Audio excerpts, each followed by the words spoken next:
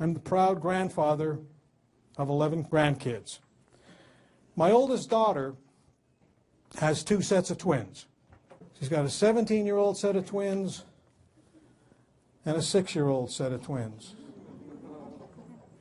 And in the middle is a 9-year-old princess of terror.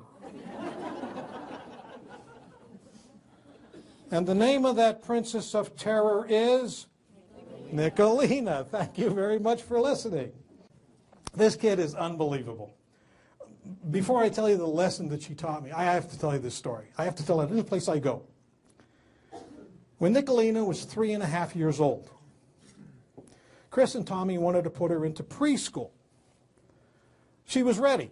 She wanted to go. Chris and Tommy wanted her to go. But the preschool only accepted 4-year-olds. But Chris and Tommy kept trying and trying and trying. And finally the school relented and let her in at 3.5 years old. 2 weeks after school started, the teacher called Chris and said, "Chris, I have to share this story with you. Today I had the kids in class and I asked them to all huddle around and sit on the floor. There's only 9 kids in the class. And I asked them, where do apples come from? Trees, very good. And then she said, I asked them, where do oranges come from? Trees, very good. Everyone's raising their hands and smiling. And then she said, I asked them, where does wood come from? And all of the heads went down. Please don't call on me. Except for Nicolina. I know. Nicolina, where does wood come from? Home Depot. The kid's a genius. Anyway, when she was 2.5 years old, a year before that, when she was 2.5 years old. Now I have to set this up by telling you I am wearing my trifocals. I have one lens that allows me to see Darla back there. I have another lens in there that allows me to see the intermediate people. And then if I have to read something, I can read up close. But when I'm not speaking, I always wear single vision lenses, just for far away, because that's what the driver's license thing says. So Mary Lou and I went over to see the kids one day. And as I said, she's only 2.5 years old then. And they always come running up to us and they jump up in our arms and hug us and kiss us. And so what I do is I put my glasses on top of my head like this.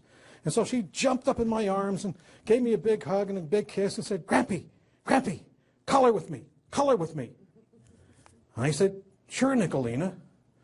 So I put her down and she disappeared. And a couple of minutes later, she appeared with a coloring book and this bucket of crayons. I remember when I was a kid, crayons were about this big.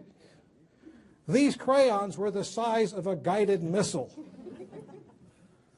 So she sat on one end of the table and I sat on the other corner, and she colored one page and I colored another page. And so while we were coloring, Mary Lou and Chris asked me a question. So I put my glasses on and I turned to them and I addressed them and I answered their question.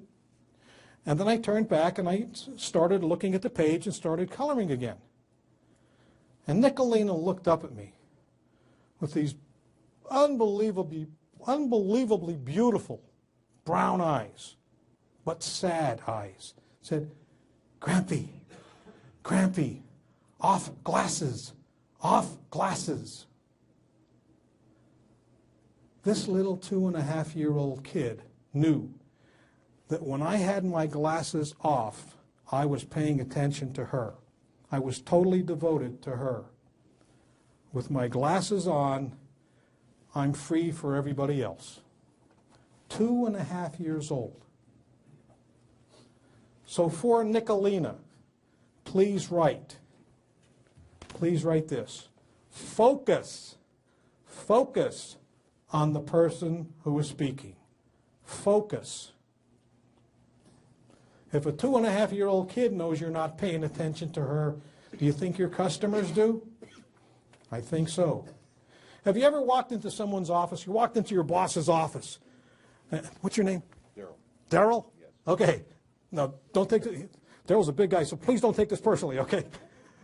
I walk into Daryl's office and say, hey, Daryl, I got a great idea. Yeah, go ahead, tell me all about it. Do I get the impression he's ready to listen to me? No way.